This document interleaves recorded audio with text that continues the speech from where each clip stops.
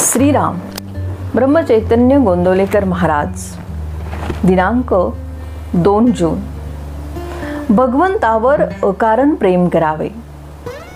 खरोखरच जगामध्ये आणि लौकिकामध्ये आपण अडाणी राहिलो तर काही वाईट नाही. भगवंताच्या मार्गामध्ये त्याचा फायदाच होईल. आपण अडाणी झाल्याशिवाय म्हणजे आपली विद्या आणि मोठेपण विसरल्याशिवाय परमार्थ साधत नाही. मुलगा गावाला जाताना ज्याप्रमाणे आई त्याला फराळाचं देते, त्याचप्रमाणे परमात्मा आपल्याला ज्या स्थितीमध्ये जन्माला घालतो त्या परिस्थितीत राहण्यासाठी लागणारे समाधान सुद्धा तो आपल्याला देतच असतो. तो घ्यायची आपली लायकी मात्र पाहिजे.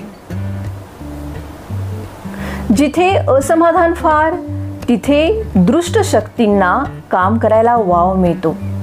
याच्या उलट जिथे खरे समाधान आहे तिथे चांगल्या शक्ती मदत करतात. आपण नामाला चिकटून राहिलो तर बाहेरची वाईट परिस्थिती बाधणार नाही. देहाचा मनाशी संबंध आहे आणि मनाचा हृदयाशी संबंध आहे. म्हणून मन नेहमी अगदी समाधानामध्ये ठेवावे आणि प्रकृती चांगली राहून आपले आयुष्य वाढेल. स्वार्थ सुटताना पहिल्याने मनुष्य व्यवहाराच्या चौकटीमध्ये बसणार नाही.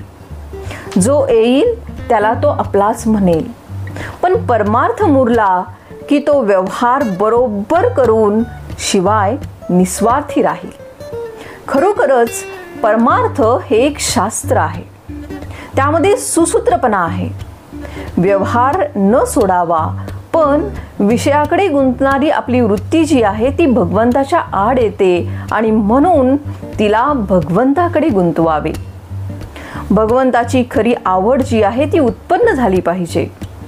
भगवंतावर अकारण प्रेम करणे याचेच नाव परमार्थ. परमार्थाला डोके शांत पाहिजे. एका गृहस्थाला सगळीकडेच रामाची मूर्ती दिसू लागली. झाले, त्याला वाटले की आपल्याला देवच भेटला. पण हे काही खरे भगवंताचे दर्शन नव्हे.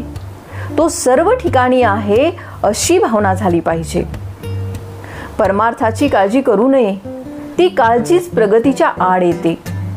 वय वाढू लागले की आपले सर्व अवयव जसे प्रमाणात आपोआप वाढतात तसेच परमार्थाला लागणाऱ्या गुणांची आहे. आपण साधन करीत असताना आपली प्रगती किती झाली हे सारखे पाहू नये. समजा आपण आपल्या परसामध्ये एक झाड लावले आणि ते किती वाढले हे पाहण्यासाठी रोज त्याच्या मुळ्या उपटून आपण जर पाहू लागलो तर ते झाड वाढेल का? अगदी तसेच परमार्थाच्या प्रगतीचे आहे. मनुष्याला परमार्थ किती साधला हे त्याच्या बोलण्यावरून किंवा दृष्टीवरून ओळखता येते. आजचे बोधवचन: परमार्थ हा लोकांना उपदेश करण्यासाठी नाही तर तो निव्वळ स्वतःकरिता आहे. श्रीराम.